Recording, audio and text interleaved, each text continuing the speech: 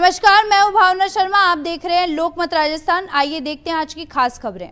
अमेरिकी विदेश मंत्री मार्को रूबियो ने बुधवार रात पाकिस्तान के प्रधानमंत्री शहबाज शरीफ और भारतीय विदेश मंत्री एस जयशंकर से बात की। उन्होंने पहलगाम हमले की निंदा की और कहा, आतंकवाद के खिलाफ लड़ाई में अमेरिका भारत के साथ है। मार्को रूबियो ने दोनों देशों से तनाव कम करने और दक्षिण एशिया में शांति स्थापित को लेकर मिलकर काम करने की अपील की। शहबाज शरीफ ने मार्को रूबियो से बातचीत के दौरान भारत पर उग्र और भड़काऊ व्यवहार का आरोप लगाया। शरीफ ने अमेरिका से अपील की कि वह भारत पर जिम्मेदारी से पेश आने और बयानबाजी कम करने का दबाव बनाए। साथ ही कहा, भारत के उकसाने वाले रवैये के चलते पाकिस्तान के आतंकवाद के खिलाफ चल रही कार्रवाई प्रभावित हो सकती है, क्षेत्रीय हालात बिगड़ सकते हैं। पहलगाम हमले के बाद बढ़ते तनाव के बीच अब पाकिस्तान ने अपनी खुफिया एजेंसी आईएसआई के चीफ लेफ्टिनेंट जनरल असीम मलिक को राष्ट्रीय सुरक्षा सलाहकार बनाया है। 2022 में मुईद यूसुफ के इस्तीफे के बाद से यह पद खाली था। मलिक का अपॉइंटमेंट 29 अप्रैल को किया गया, लेकिन मीडिया में नोटिफिकेशन बुधवार देर रात जारी किया गया। यह खबर आने से एक दिन पहले ही 30 अप्रैल को भारत सरकार ने एनएसए बोर्ड का नए सिरे से गठन किया है। रिसर्च एंड एनालिसिस विंग यानी रॉक के पूर्व प्रमुख रहे आलोक जोशी को इसका नया चेयरमैन बनाया है। उधर पाकिस्तान ने इंटरनेशनल बॉर्डर पर चौकियों पर अपने झंडे फिर लगा दिए हैं। एक दिन पहले पाक ने चौकियों से झंडे हटा दिए थे। इस बीच पाकिस्तान ने अमेरिका से मदद मांगी है। भारत ने बड़ी कार्रवाई करते हुए पाकिस्तान के लिए अपना एयर स्पेस बंद कर दिया है। यह आदेश आगामी 23 मई तक के लिए लागू किए जाएंगे। आपको बता दें, भारत ने पाक की कमर्शियल और मिलिट्री फ्लाइट्स पर रोक लगाई है। वहीं पाकिस्तान की ओर से एलओसी पर नापाक हरकत लगातार जारी है। पाक सेना ने एक बार फिर से आज सुबह सीज फायर का उल्लंघन किया है। कश्मीर के कुपवाड़ा, उरी और अखनूर में लगातार गोलीबारी जारी है। वहीं भारतीय सेना ने भी फायरिंग का मुंह तोड़ जवाब दिया है। राष्ट्रीय स्वयंसेवक संघ ने जातिगत जनगणना को लेकर एक सदा हुआ रुख अपनाते हुए कहा है कि इसे राजनीतिक हथियार के रूप में इस्तेमाल नहीं किया जाना चाहिए।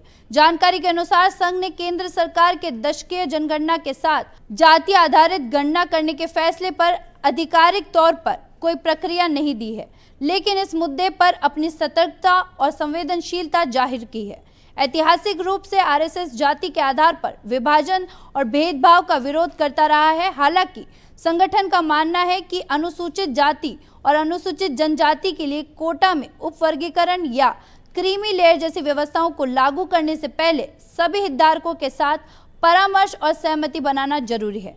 केंद्र सरकार का यह निर्णय प्रधानमंत्री नरेंद्र मोदी और आरएसएस प्रमुख मोहन भागवत की मुलाकात के एक दिन बाद आया, जो इस मुद्दे पर संघ की सहमति की ओर इशारा करता है।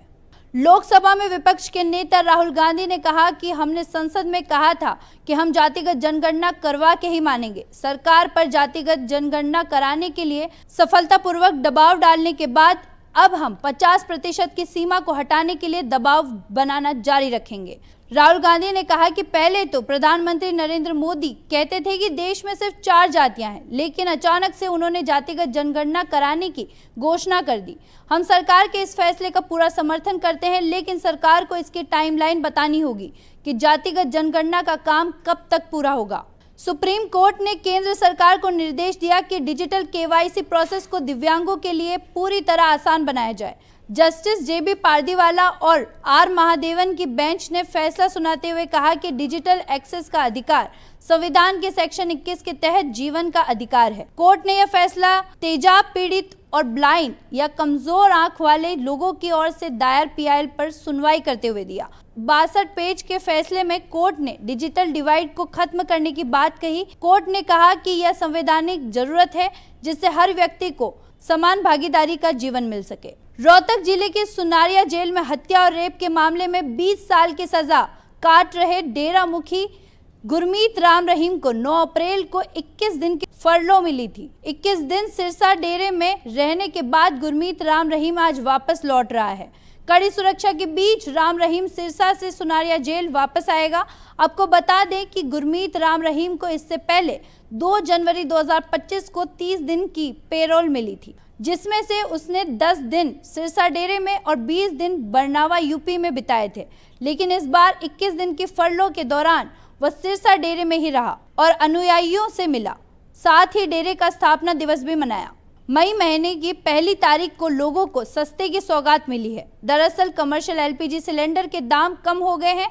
1 मई से दिल्ली में कमर्शियल गैस सिलेंडर 15 रुपए सस्ता हो गया है। हालांकि घरेलू गैस सिलेंडर के दाम में कोई बदलाव नहीं हुआ है। अप्रैल में कमर्शियल एलपीजी सिलेंडर 1762 रुपए में मिल रहा था और अब कीमत 1747 रुपए हो गई है। वहीं कोलकाता में कमर्शियल एलपीजी सिलेंडर की कीमत 1851, मुंबई में 1699 और चेन्नई में 1906 रुपए हो गई है। अभी के लिए इतना ही और खबरों के लिए बने रहिए लोकमत राजस्थान के साथ।